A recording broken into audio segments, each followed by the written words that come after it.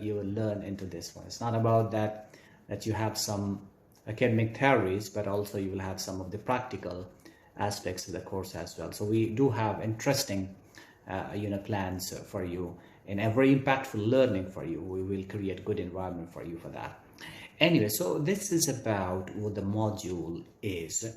Now I would like to start the basic topic today about human resource functions. I'll just say that this is the basic concepts, the basic concepts of human resource, basic concepts of strategic management and workforce diversity, compensation, and cultural aspects that we will cover.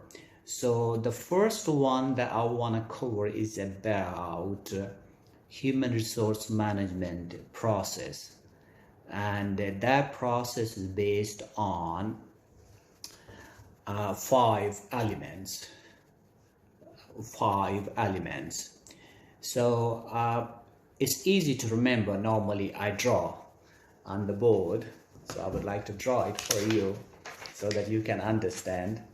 So I draw a star, okay, like a star, you see, and on each corner of that star, the first one I write need for employment, and then I write about the recruitment and selection, and then I write third one as training and development, and then I write the fourth one is compensation and performance appraisal.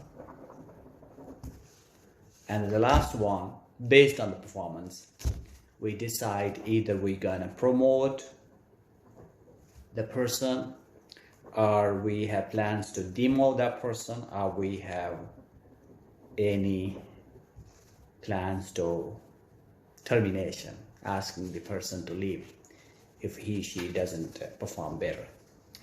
Anyway, so in this way I have written, which I will write, yeah. So the first is need for employment.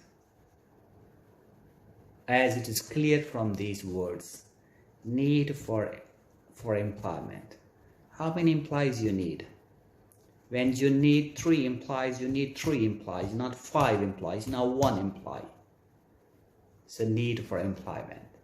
So human resource department has to plan that proactively, not just reactively. Somebody has any key employee has left and then you plan.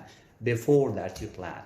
So you have all based on the labor market, based on the requirement, based on the company plans, based on the expansions.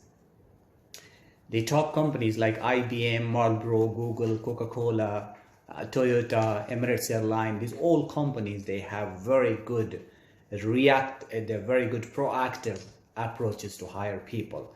So they plan ahead, 5 years plan, a 10 years plan, or short-term plan, 2 years. They know how many people are retiring, whom they will hire, how many people trained, how many people not motivated, they're not working, how many people we induct more, how much expansion we do have. So all that based on that need for employment. And then later on you will see about this, that after this need for employment, you have recruitment and selection. Now this, you decide how many people you gotta have in your company. Then you decide about recruitment. Now recruitment is about the announcement of the job. It's not a selection, it's an announcement of the job. You announce, you receive application, you sort out that, you shortlist them, and then you will call for interview. So these 2 words, the recruitment process is complete, that you have invite all applications, and then now you have selection. So in that selection, you go with the process of evaluating applications, interviewing people, having the the test or examination or interviews, all the aspects which are related over there. So you have to consider that. Now, because the basic concept, so I just want to cover this. So the third one will be about this. When the recruitment selection is done, then employee is inducted in your company.